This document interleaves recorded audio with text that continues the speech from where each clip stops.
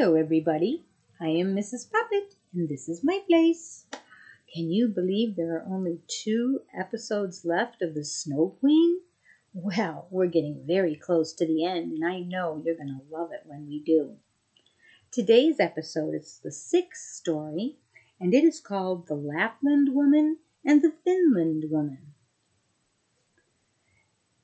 They stopped at a little hut. It was very mean looking. The roof sloped nearly down to the ground, and the door was so low that the family had to creep in on their hands and knees.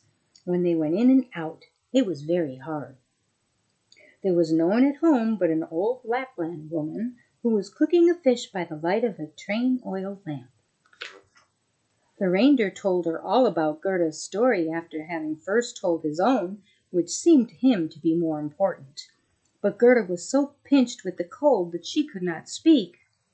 "Oh, you poor thing," said the Lapland woman. "You have come a long way, and you have a long way to go yet. You must travel more than 100 miles farther into Finland. The Snow Queen lives there now. She burns Bengal lights every evening. I will write a few words on a dried stockfish, for I have no paper, and you can take it from me to the Finland woman who lives there. She can give you better information than me." So when Gerda was warmed and had taken something to eat and drink, the woman wrote a few words on a dried fish and told Gerda to take great care of it.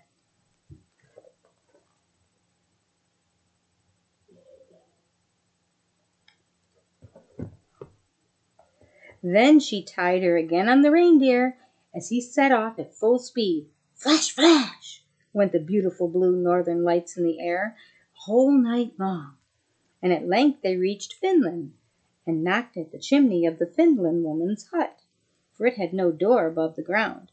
They crept in, but it was so terribly hot inside that the woman wore scarcely any clothes. She was small and very dirty looking, too. She loosened little Gerda's dress and took off the fur boots and the mittens, or Gerda would have been unable to bear the heat. And then she placed a piece of ice on the reindeer's head and read what was written on the dried fish.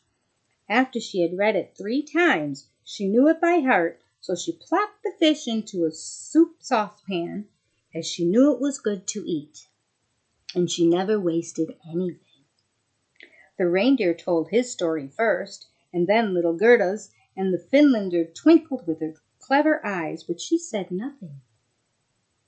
"You are so clever," said the reindeer. "I know you can tie all the winds of the world with a piece of twine. If a sailor unties one knot, he has fair wind. When he unties the second, it blows hard. But if the 3rd and 4th are loosened, then comes a storm, which will root up the whole forest. Cannot you give this little maiden something which will make her as strong as 12 men to overcome the Snow Queen?"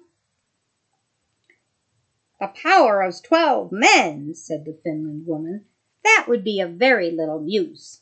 But she went to a shelf and took down and unrolled a large skin, on which were inscribed wonderful characters, and she read till the perspiration ran down from her forehead.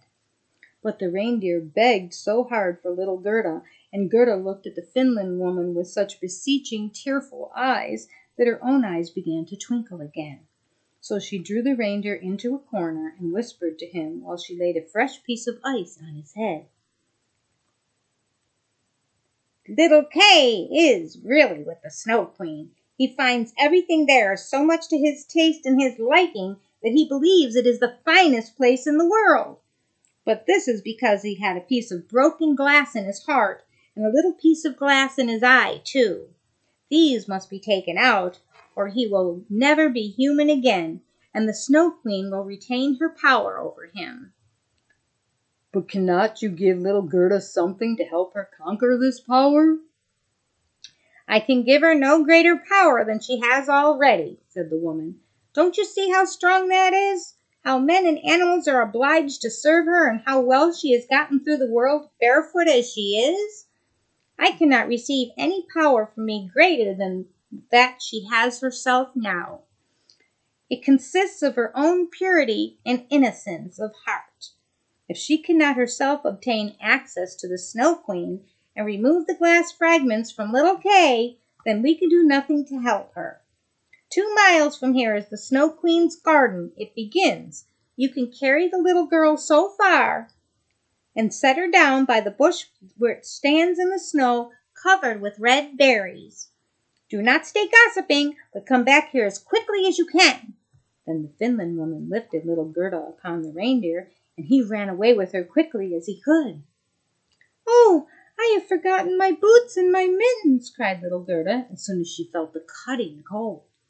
But the reindeer dared not stop, so he ran on till he reached the bush with the red berries. Here he set little Gerda down, and he kissed her, and great bright tears trickled over the animal's cheeks.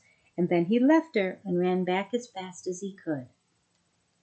There stood poor Gerda, without shoes, without gloves, in the midst of cold, dreary, ice-bound Finland. She ran forward as quickly as she could when a whole regiment of snowflakes came around her. They did not, however, fall from the sky, which was quite clear and glittering with the northern lights. The snowflakes ran along the ground, and the nearer they came to her, the larger they appeared. Gerda remembered how large and beautiful they looked through the burning glass, but these were even larger than that, and much more terrible, for they were alive, and they were the guards of the Snow Queen. They had the strangest shapes. Some were like great porcupines, others like twisted serpents, with their heads stretching out every which way, and some few were like little fat bears, with their hair bristled, but all were dazzling white. All were living snowflakes. Then little Gerda repeated the Lord's Prayer, and the cold was so great that she could see her own breath come out of her mouth like steam as she uttered the words. The steam appeared to increase as she continued her prayer, till it took the shape of little angels, who grew larger the moment they touched the earth. They all wore helmets on their heads and carried spears and shields. Their number continued to increase more and more, and by the time Gerda had finished her prayer, a whole legion stood around her. They thrust their spears into the terrible snowflakes, for they shattered into 100 pieces, and little Gerda could go forward with courage and safety.